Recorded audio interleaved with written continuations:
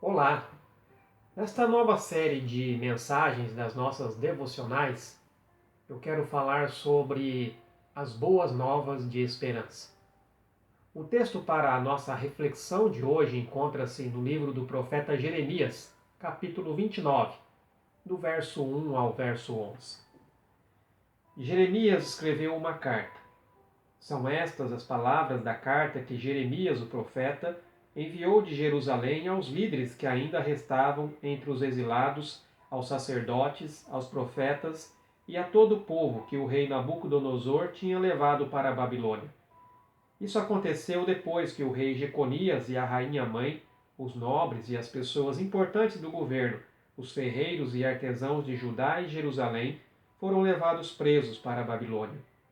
Jeremias enviou a carta por intermédio de Elasa, filho de Safã, e Jeremias, filho de Ilquias, ambos mensageiros do rei Zedequias, rei de Judá, a Nabucodonosor, rei da Babilônia. A carta dizia o seguinte: Assim diz o Senhor Todo-Poderoso, o Deus de Israel, a todo o povo exilado que deportei de Jerusalém para a Babilônia. Construam casas e morem nelas. Plantem pomares e esperem, porque vocês vão comer os seus frutos. Casem-se e tenham filhos e filhas. Escolham mulheres para os seus filhos e deem suas filhas em casamento para que também tenham filhos. Aumentem a população de Judá na Babilônia e não a diminuam. Trabalhem para a prosperidade e paz da cidade, para a qual eu os deportei, e orem em favor dela. Enquanto ela estiver em paz, vocês viverão em segurança. Porque assim diz o Senhor Todo-Poderoso, o Deus de Israel: Não se deixem enganar pelos falsos profetas, os adivinhos. Não deem atenção aos sonhos deles. Eles só vão dizer o que vocês têm vontade de ouvir. Eles estão profetizando mentiras em meu nome. Fiquem sabendo que eu não enviei esses homens como meus profetas, diz o Senhor. Assim diz o Senhor: Vocês viverão na Babilônia por 70 anos. Depois que esse tempo passar, eu voltarei a lhes dar atenção. Cumprirei as minhas promessas e trarei vocês de volta para este lugar. Porque sou eu que conheço os meus planos sobre vocês, diz o Senhor. Planos de bem, não são planos de sofrimento. Eu lhes darei aquilo que mais desejam, um futuro de paz em sua própria terra. Nós vivemos um tempo sem precedentes, enfrentando as ameaças da vida e oscilações da economia por causa da pandemia do Covid-19. No passado, já houve doenças catastróficas, desastres e guerras que impactaram o mundo, mas agora é diferente. Neste tempo, o mundo todo vive sobre algo em comum: sobrevivência. Estamos tentando sobreviver a um vírus mortal. Então, como discípulos de Jesus, como encontrar sentido em tudo isto? O que fazemos com as perguntas que temos para Deus e acerca de Deus diante deste cenário? Como encontrar boas notícias em uma chuva contínua de más notícias? E como essa situação se encaixa na passagem familiar de Jeremias 29, versículo 11, que diz: Só eu conheço os planos que tenho para vocês, prosperidade e não desgraça, e um futuro cheio de esperança. Este verso nos traz esperança e segurança espiritual em tempos difíceis. Está impresso em camisetas, gravado em canecas e estampado em cartões de felicitações. Deus é um doador de esperança. Mas para compreender de que esperança estamos falando, precisamos entender o contexto deste verso. Jeremias profetizou aos israelitas no reino do sul de Judá, antes que eles fossem levados cativos no ano 586 a.C. pelo rei Nabucodonosor da Babilônia. Em Jeremias capítulo 27, ele profetizou que eles serviriam a este rei, seu filho e seu neto, e que tudo estaria sob o controle dos babilônios.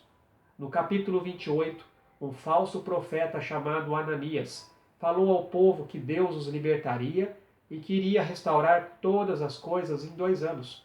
Jeremias desafiou Ananias por causa de suas mentiras. Ele também disse que Ananias morreria em 2 meses, e ele morreu.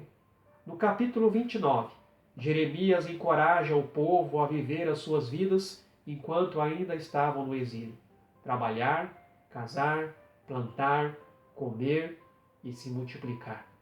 Ele diz que eles permaneceriam na Babilônia por 70 anos e depois eles seriam trazidos de volta à casa novamente. Os planos de esperança e um futuro para o povo escolhido de Deus não combinava com a ideia que eles tinham. Eles queriam ir para casa. Porém, Deus disse que demoraria 70 anos. Eles queriam ter o seu próprio rei, mas Deus disse que eles deveriam servir ao rei da Babilônia. Eles queriam florescer em sua terra natal, mas Deus disse que isso aconteceria sob um governo que os havia levado cativos. Possivelmente, a parte mais difícil era que a geração mais velha jamais voltaria para casa. Eles morreriam em uma terra estranha, servindo a um rei estrangeiro, vendo seus filhos e netos crescerem e muitos até se perderem em terra estrangeira. Não podemos insistir em nossa ideia de um futuro brilhante e esperançoso. Nós temos a tendência de sermos míopes e terrenos, mas os caminhos de Deus são muito mais altos do que nós podemos imaginar. O plano de Deus é sempre o melhor. A palavra diz que a vontade do Senhor, ela é boa, é perfeita e é agradável. Deus tem um plano melhor. Deus tem um propósito maior em nossas vidas de nos levar a desfrutar a eternidade com Ele, e não somente uma curta porção de nossas vidas aqui nessa terra. Se a sua esperança está entrelaçada de dúvidas, medo e ansiedade, isso pode ser mudado. Você precisa eliminar a sua atitude de eu espero que sim e substituí-la com a mentalidade do eu tenho certeza que sim. Nossa esperança jamais deve estar amarrada a conveniências e prazeres que o mundo nos oferece ou ao alívio de uma situação. Ao invés disso, nós firmamos as nossas mentes nas promessas e verdades da Palavra de Deus e fixamos os nossos olhos naquele grande dia em que nosso brilhante, glorioso e eterno futuro se tornará realidade. Ao invés de desejar fugir dos nossos dias, nos dilemas em que estamos, tenhamos confiança que Deus terminará a obra que Ele começou, independentemente do que estamos sofrendo. Vamos orar? Pai, eu te louvo, te agradeço, por causa do teu amor e da tua misericórdia que tem sustentado as nossas vidas. Te agradeço por cada oportunidade que o Senhor nos tem dado, de poder viver para a glória do Senhor. Ó Deus, neste mundo tão conturbado que nós estamos vivendo, diante de tanta dor e sofrimento que estamos presenciando, existe uma esperança. A esperança de um futuro melhor. Um futuro que o Senhor tem preparado, ó Deus, para o nosso coração.